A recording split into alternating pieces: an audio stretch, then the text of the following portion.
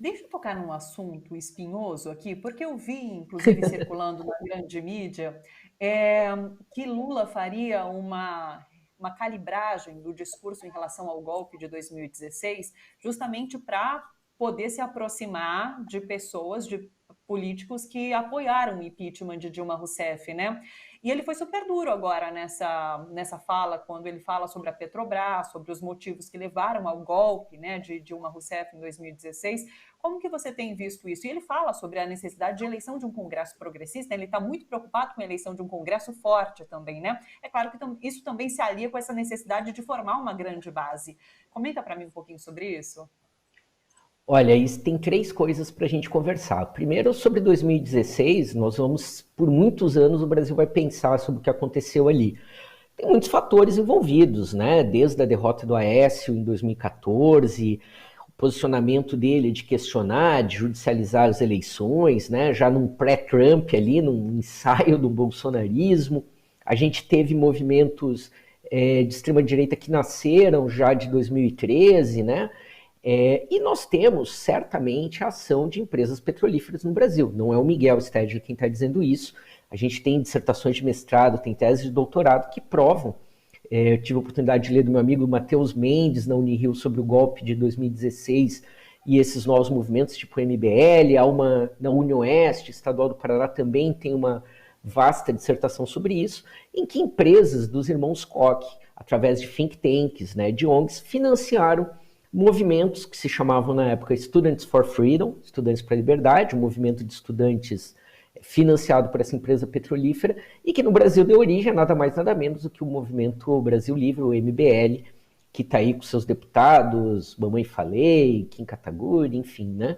Então houve sim, né? E para não dizer que isso é paranoia de esquerda, etc., o Edward Norton, que foi agente da NSA, né, da Agência de Segurança dos Estados Unidos, que hoje é exilado em Moscou, está lá exilado na Rússia justamente porque ele denunciou de que a NSA não apenas grampeou cidadãos norte-americanos, mas também líderes mundiais, como a ex-presidenta Dilma Rousseff e a ex-chanceler alemã Angela Merkel.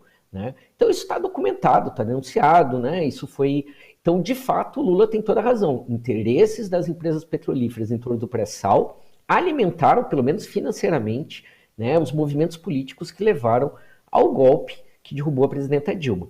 A segunda questão é que todas as intenções de voto, todas as pesquisas que o PT tem visto até agora, têm demonstrado o seguinte, que em torno de 60% a 70%, dependendo do instituto, apontam que 60% a 70% da população já escolheu seu candidato. E o candidato da esquerda e do eleitor mais pobre já está definido, é o Lula. Então ele está entendendo que para uma vitória no primeiro turno, ele precisa fazer um movimento, não é nem ao centro, aí vou ser bem sincero para os nossos espectadores e ouvintes, é à direita.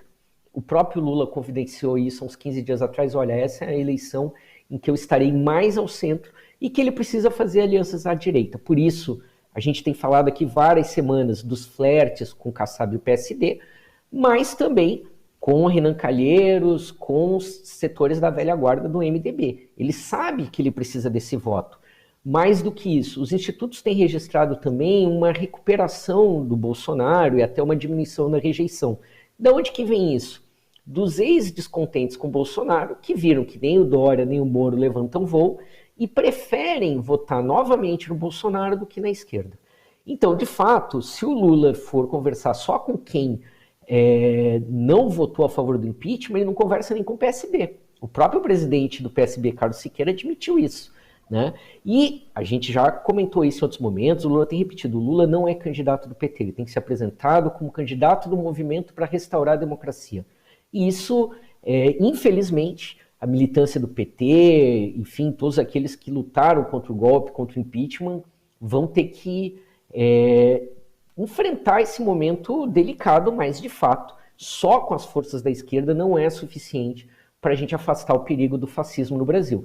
E aí, de quebra, ele não quer governar com uma herança do bolsonarismo, que é o superpoder do Centrão. Então ele sabe que precisa ter um Congresso fortalecido e comprometido. Um amigo meu me dizia o seguinte, o governo Lula, se eleito em 2023, ou vai ser o governo dos nossos sonhos, porque a gente não tem mais a liquidez internacional que havia nos primeiros mandatos do governo Lula e, portanto, vai ter que quebrar ovos para fazer omelete, vai ter que enfrentar temas como imposto de renda, tributação, enfim, pesar nos mais ricos, ou vai ser a maior decepção da nossa vida, porque não vai fazer nada disso e não tem solução, né? E eu lembro de novo, a gente conversou acho que um mês atrás aqui no Bom para Todos, aquela entrevista do Lula para os meios alternativos que ele dizia: eu não tenho tempo para perder e eu não posso pedir paciência para os meus eleitores. Então eu estou mais animado com a primeira posição de que vamos quebrar o ovo e teremos uma grande omelete para toda a população.